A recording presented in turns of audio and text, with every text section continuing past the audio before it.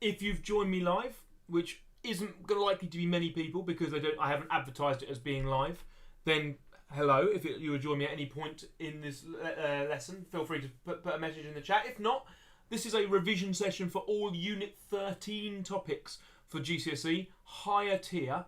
So hopefully this will be very helpful to my 2 Year 10 classes, but also anyone doing Unit 13 or just revising for higher tier trigonometry and all the applied trigonometry stuff. I'm going to be working through some worksheets. Now this is a different lesson to how I normally do lessons in that I want you to do the worksheet and this lesson before the lesson, not afterwards. And I do that with all my revision stuff because otherwise it has no meaning, it has no frame for you because it's just questions that are random and me talking through them. And you can do it that way if you want to. But I think it's far, far stronger to try the questions, struggle through them, make some mistakes, get some bits right, some bits wrong, and then coming to see how would Mr. Harris have taken this on. Now, because it's my birthday today, just arbitrarily, I have actually not worked the question because I lost a bit of time sort of doing some birthday stuff with my daughter this morning. So I'm working these questions live. So if there are any mistakes, do put them in the description. Anyone who spots a mistake, they get the prize of glory, which is a brilliant prize. But I will be very grateful for anyone who points out any mistakes, and I'll try and make any corrections that I can. I don't hope that I make any mistakes, obviously. Let's go straight into it.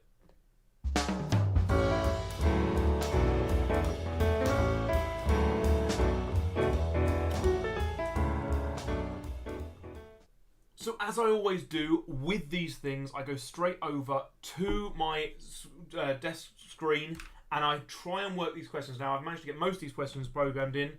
However, there was a mistake, so I've had to stop at question 6. I've got the sneezes this morning. I do apologise. Excuse me. Don't know what's causing that. Maybe someone's been spreading pepper over my desk. So we've got a series of questions. I may have to copy a couple across when we get that far, but I've got my calculator. These are all calculated questions, and they will be when we do trigonometry. So get your calculator ready. Get going. Here we go. Straight in at question 1. It says the diagram shows a triangle ABC. Here it is. The lengths of the sides are given to one decimal place. Work out the upper bound for the value of x. So to find an upper bound of the value of x, we need to think, well, x is going to be using trigonometry. Let's first of all think, how would we do this question if it didn't mention bounds at all? If it didn't mention bounds at all, I would go, here is the adjacent, here is the opposite, tan theta equals 4.2 over 5.1. However, it talks about upper bounds, so we want extremes. And extremes, when you're doing a thing divided by a thing, happen with the upper bound divided by the lower bound. So what we're going to do is let's work out the bounds first. 4.2 is between 4.25 and 4.15. It can equal 4.15, it cannot equal 4.25. We call those the bounds. 5.1 is between 5.15 and 5.05. It can equal that one, it cannot equal this one. So when we're doing our tan theta, we're going to have two things here. Tan theta equals. Now the weird thing with trigonometry is you have to kind of do the whole thing to see which one gives you the best one, and then you can get the upper and lower bounds at the end of it. So I'm going to do 4.15 is the smallest divided by the biggest, 5.15.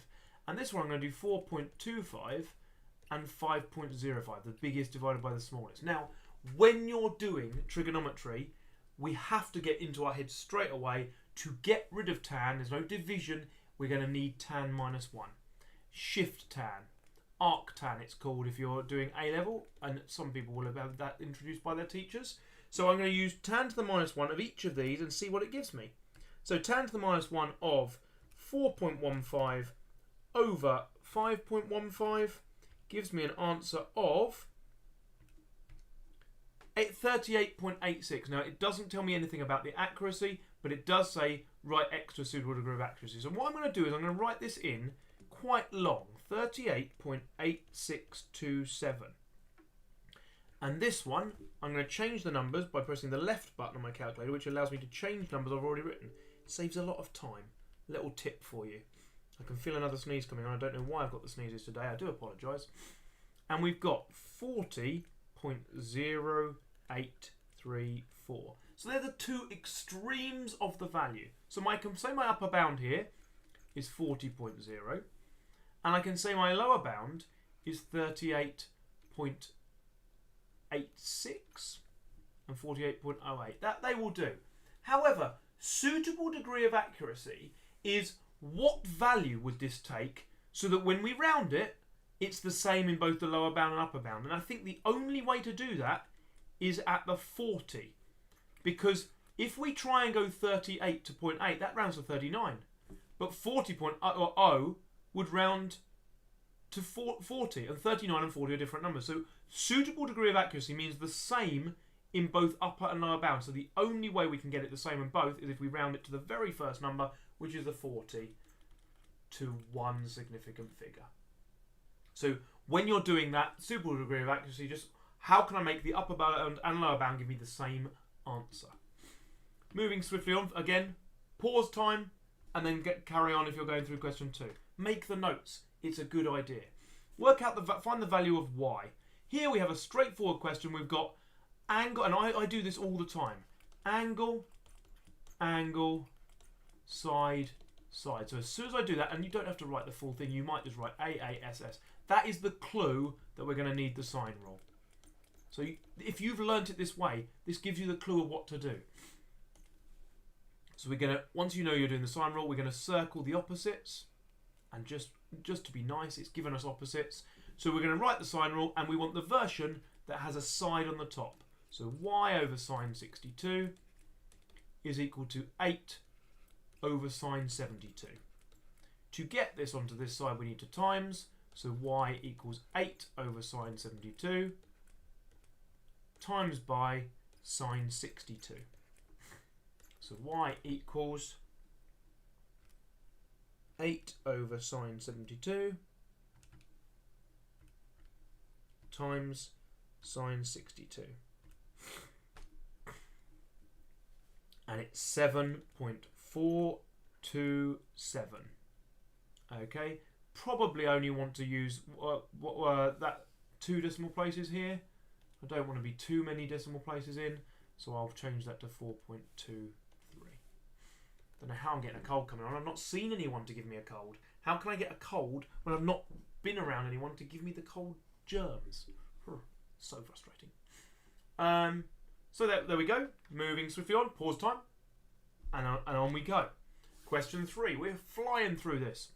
The diagram shows triangle ABC. It doesn't. It shows DEF. That's one of the mistakes I fixed in the paper. Find the area of the triangle. So one of the things we've learned here when it's not a right angle triangle is the area. We need to learn this off by heart. Is half AB sine C.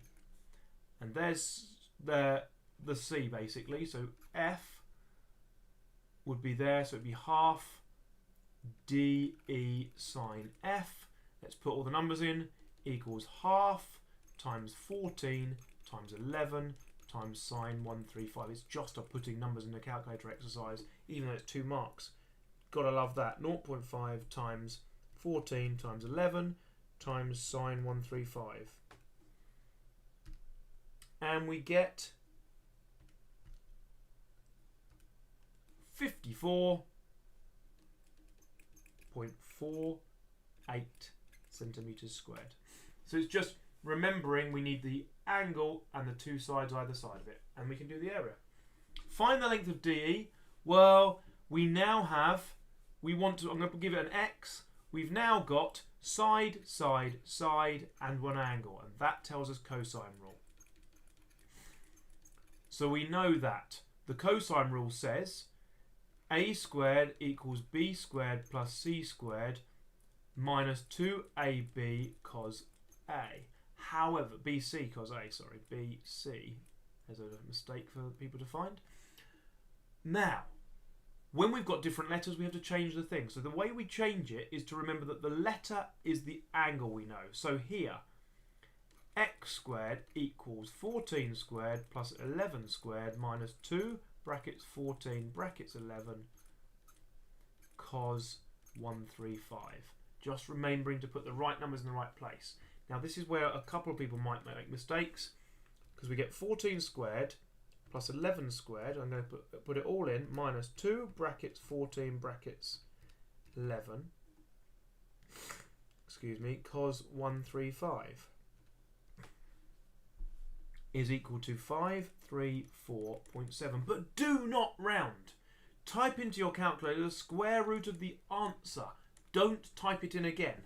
So I'm going to put ... to show that I'm not rounding here. So when I do the square root, and we do the square root because we've got an x squared, and we want to know, I don't want to do the cube root, Mr. Harris. That was silly. Need to delete that. Start again. Square root of my answer is 23.125. So 1, 3. There is my answer. If you get here and you forget to square root it, you lose a mark. Just making sure you're using the correct formulas and working through it. Pause time. On to question 4 and 5. That's because they're short ones. You are expected to be able to sketch sine, cos and tan from 0 to 360. So the sketches do not get plotted. It's only small. Sine starts here and goes woo, woo, woo. You have to make the noises. Obviously not in a silent exam. And then I always put all 4, even though you only have to point to show where it cuts. 180, 360, and I'm going to leave 270 and 90 as well. And it goes up to 1 and down to -1. That is what they expect you to see. An X and a Y is always helpful. So it shows clearly the points where it cuts the axes. Where it cuts at 0, cuts at 180, and it cuts at 360. So we've clearly shown that it's cut, what the value of the points where it cuts the axis is. We need to be able to do the same for cos. Just saying. Write down 2 values at x such that sine x equals a half. Now, we also are expected to learn some values. You are expected to know sine x for x equals 0, 30, 60, 90, and some values beyond. However, if we just learn it quite and straightforward, sine of 0 is 0, half root 3 over 2, and 1. That's not too bad, but even better than this is if we learn it as, I believe, we want to put 45 in there as well. Because if we put 45 in the middle, it's got a lovely pattern to it.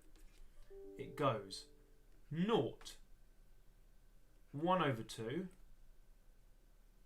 root 2 over 2, root 3 over 2, and 1. But let's have a look at this bit here and this bit here. I think we could have written this as root 1 over 2. And 1 is the same as root 4 over 2. Because let's think about what root 4 is. Root 4 is 2. 2 over 2 is 1. So this is actually 0 over root 2. Root 0 over 2. Root 1 over 2. Root 2 over 2. Root 3 over 2. And root 4 over 2. What a lovely pattern. Cos goes the other way. So we write it backwards. 0, 1 over, root 1 over 2. Root 2 over 2. Root 3 over 2. 1. Lovely way of doing this. So it says, write down 2 values such that sine x is a half. So find where it's half, that's 30. So we can first of all say x is 30. We've done that. Then we have to think about the graph. This is something we should have learnt a lot of. There is a repeated root. There's a mirror line around the 90. So I think this is 60 away to 90. So we need to go 60 the other side. Because it's a mirror line. So I think the other answer must be 150 degrees. Remember, 90 is a mirror line, so if that's 30, that must be 150 because it's 60 either side of 90, where 90 is a mirror line. That's what the sketching the graph is used for, so it's a good way of finding the 2 solutions. 1, 2. Hopefully that's been helpful. We go on. I can't rest. We have got 6 done. This is the first. This is one of the ones which had a thing. It's not AOC. I've changed it in the ones you've got, so you probably won't even see this. So you'll be like, why has he got a problem we haven't? GHI is a sector of a circle, centre I. Now, if we know this is a centre of a circle, we could carry that circle round. I'm not going to, but we know that that's 9 centimetres. All of that is useful. We want to find the shaded area. We've got 2 things to do. And when we see it's 4 marks, this should tell us more than a quick fix. I'm going to write this as two separate shapes. If I found the area of the whole bit of circle and then the area of the triangle and took one away from the other, I'd get the leftover bit. This is useful. So first of all, I've got a circle with radius 9. If you imagine carrying that circle all the way around, that's 9. We know that's pi r squared. If you don't know that, watch my Key Stage 3 video from earlier today, which is on the area of a circle. Pi r squared is pi times 9 squared is 81 pi. I'm leaving it, higher tier GCSE, leave it in terms of pi for the moment. This one, we've got a formula we use. Area equals half AB sine C.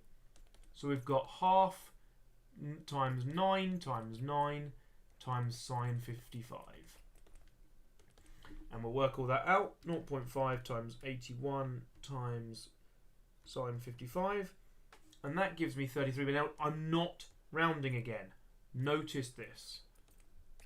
I'll put dot dot dot because my shaded area here, I change colour so we can see that it's the shaded area I want, is going to be 81 pi take away 33.175. So in my calculator I'm going to type 81 pi minus ANS. 81 pi minus answer. And that gives me 221.3 centimetres squared. So that's how you work out a problem like that. Okay? And just so you can see that makes sense, 81 times pi, the whole circle.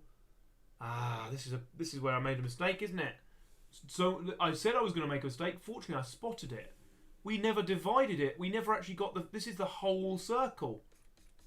We only want a bit of a circle, which is 55 degrees. I now need to do 55 over 360 times 81 pi. Silly Mr. Harris. So it's not going to be this. I do apologise for the small mistake. Fortunately, we caught it out. We want 55 over 360 because it's that angle is 55 degrees. That's why we use 55 over 360 times 81 pi. And we'll take away the 33.175 answer. And the answer, I thought the answer looked a bit weird. So it is 55 over 360 times 81 pi.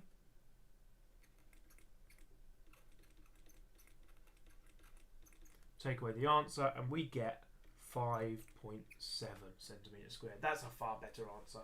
5.7 centimetres squared is this bit here. Because we must remember we only want a bit of the circle, not the full circle. That's why I've done that. That is for a full circle. So we need to do a fraction of the circle using the angle out of 360. Carrying on. And we've run out of questions. So we go a new page and quickly go and grab it from here. And it's all updated, so I want question 7. It's not the most efficient, but hopefully you can bear with me long enough that we can do this for each question. It's, what's going on here? There we go. Here's my question. We've only got 7, 8, 9, 10, so we shouldn't take too long. And we've got this diagram is 5 marks. That first of all tells me I'm going to be more than just a quick bit of work to do here. More than just a quick bit of work. So let's see if I can get access to the highlighter now. That 5 marks tells us it's more than a simple thing. So let's go and work through it. We've got ML is what we want, so I'm going to call that X. The problem I've got is I've got angle, side, but we know that immediately says to me, I need, therefore, if there's 2 angles, I need angle, side, side. So I'm also going to need that side. Right. That side can be found here. This is useful. I've got enough stuff here for a cosine rule. So let's start with a cosine rule. But I'm going to draw just the triangle I'm working with, because otherwise it gets confusing. Separate out your working and just use the working you're talking about. So by cosine rule, we've got a squared equals b squared plus c squared minus 2bc cos a. So we've got y squared equals 5.7 squared plus 8.4 squared minus 2 times 5.7 times 8.4 cos 65. Therefore, y squared equals, and I need to quickly bash this in, 5.7 squared plus 8.4 squared minus 2 brackets 5.7 brackets 8.4 cos 65, and I get the value 62. Then I square root it, and I've got y equals 7.9. Still not rounding. Notice I do not round yet, because now I have a new question. So I'm changing colour. Obviously you don't expect you to have to do that, but I'm drawing a new triangle where I've got my 7.9 ... my x, and I've now got the sine rule because I've got the stuff for it. And this is quite common, where you have to do a cosine. If it's 5 marks, sine rule into cosine rule is quite common, or cosine rule into sine rule. So now we've got a over sine a equals b over sine b. So we're going to put x over sine 64 equals 7.9, or answer, use the A and S button, over sine 43. And remember, to get that onto that side, x must equal 7.9 over sine 43. Do not round yet, because you lose some things from rounding. So I'm using the answer function, and I will do answer over sine 43 times by sine 64 equals 10.42. Now I'm allowing rounding, so I'm going to allow 10.43 because it's my first bit of rounding. Only round at the very end. I'm going to put a box round the answer so you can find it on the page if you're just looking for the answers. Pausing time if anyone wants to make notes, and then we move on. You might want to make notes on that while I briefly switch back into the document again and go and get question 7. I get question 8, sorry. Here it is. Do. As quick as I can. Straight back in here. New question. Oh, didn't want to do it that way. New question. Obviously, it would have been nice to get this done before the video started, but needs must. At least no one's watching live. I don't have to apologise to people live. Right. The diagram shows a rectangular base pyramid, and we want to work out the angle of size RSP. Now, I know a lot of people struggle with this, so the first thing I'm going to do is draw the line that has angle RSP in it. And I think that shape is a triangle slice. So I'm going to draw it as a 2D shape. R, S, P. And see what we know. That's the angle we're trying to find. We know that SP is 12. We know that RS is 12. We don't know that RS is 12. Right. So we have a problem. We're going to have to call that X. But we do know... we're going to call that one X across the middle, RP, because I can draw another triangle, which is RQP. That's an R, Mr. Harris.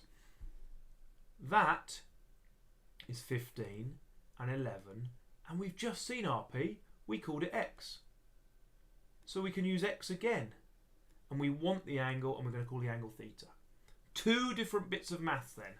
Let's use this triangle first. Simple Pythagoras. 11 squared plus 15 squared equals 346. So square root of 346. Now notice this. We have to do the square root of 346. I'm going to leave that, although I could write the answer as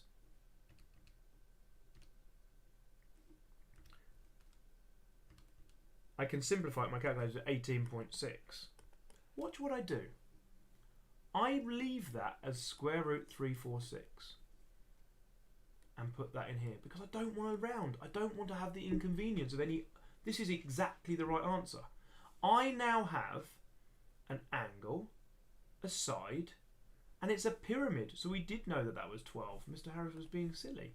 Pyramid means that S is directly above the centre of the pyramid. And if that's the case, that's 12, and this is 12. Therefore, we did know those two. We now have a cosine rule. Side, side, side, and we want the angle. The only thing to be remembering is when we use it, I prefer to actually use the version of the formula. Cos theta equals a squared minus b squared minus c squared all over 2ab. So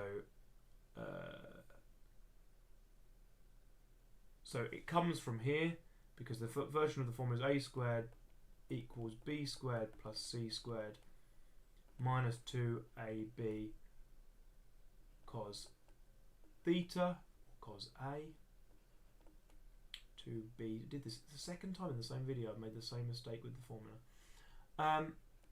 When we rearrange it, a squared minus b squared minus c squared all over, I forgot my minus 2bc, and that again should be bc. Try and make sure you learn by heart formulas. I'm making the same silly mistake over and over. That's where it comes from. So we're going to put cos theta equals all the numbers in 11 squared. Now this is why another good reason. Root 346 squared is just 346. So we can just get rid of that straight away. Then we've got minus 12 squared all over minus 2, 12, 12 equals 346 minus 12 squared all over minus 2, 12, 12.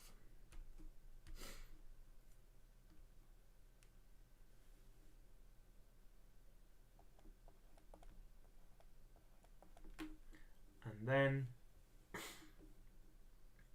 we have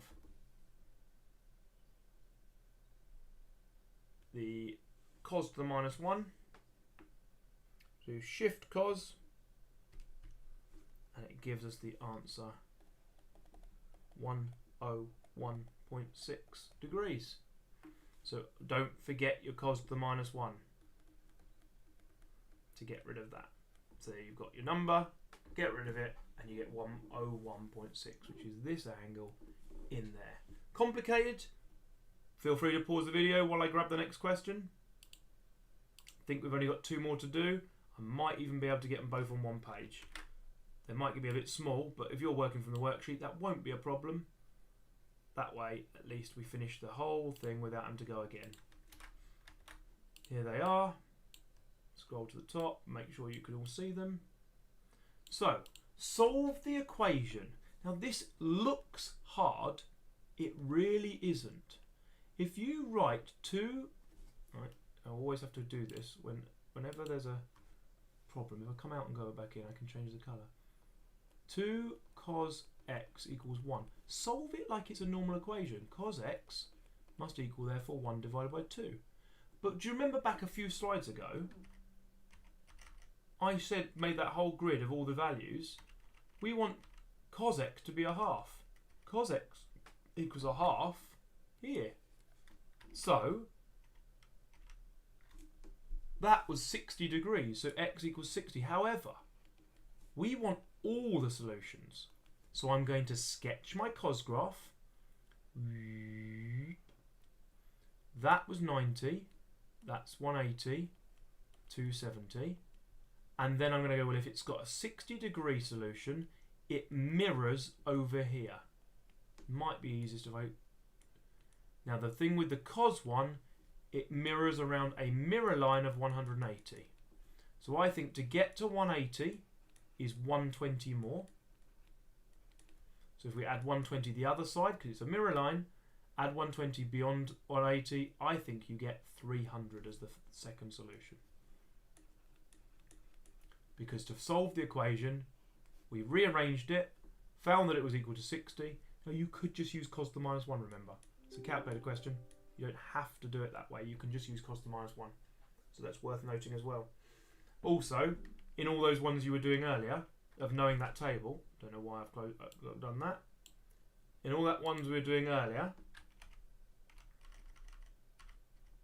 that table, you could just use sine to the minus 1 to get all of those.